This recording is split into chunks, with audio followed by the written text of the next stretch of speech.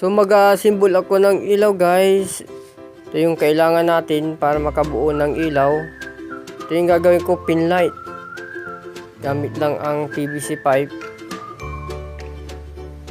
Inanda ko muna yung mga kanya kailangan niya, yung stopper niya sa loob.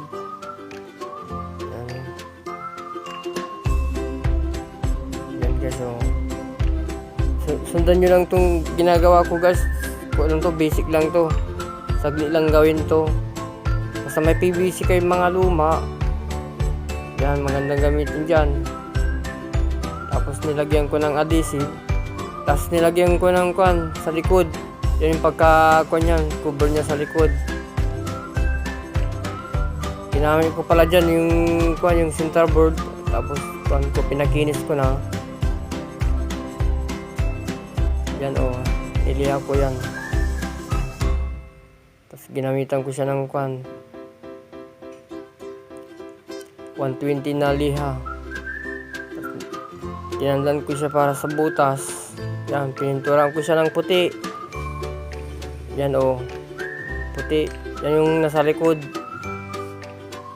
Yan yung ilalagay ko sa mukha niya para yung kwan hindi masyado maliwanag, di papasokan ng tubig. Kaya yun yung ilalagay ko sa mismong harapan niya. Yan o. Tapos yung ginapit ko kanina, pagka-stopper niya, para hindi siya matanggal. Yan o.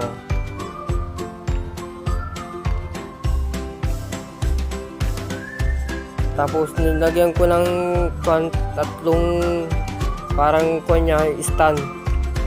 Yung ilalagay kong ilaw. Yan o. Yan o. Yan, 3 volts lang yan. Ang nilagay ko na ilaw. O kaya yung LED.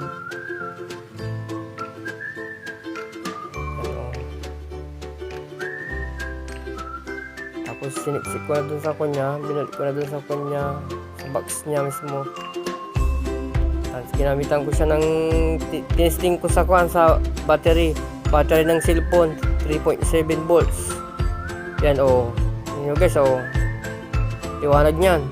O. Thank you.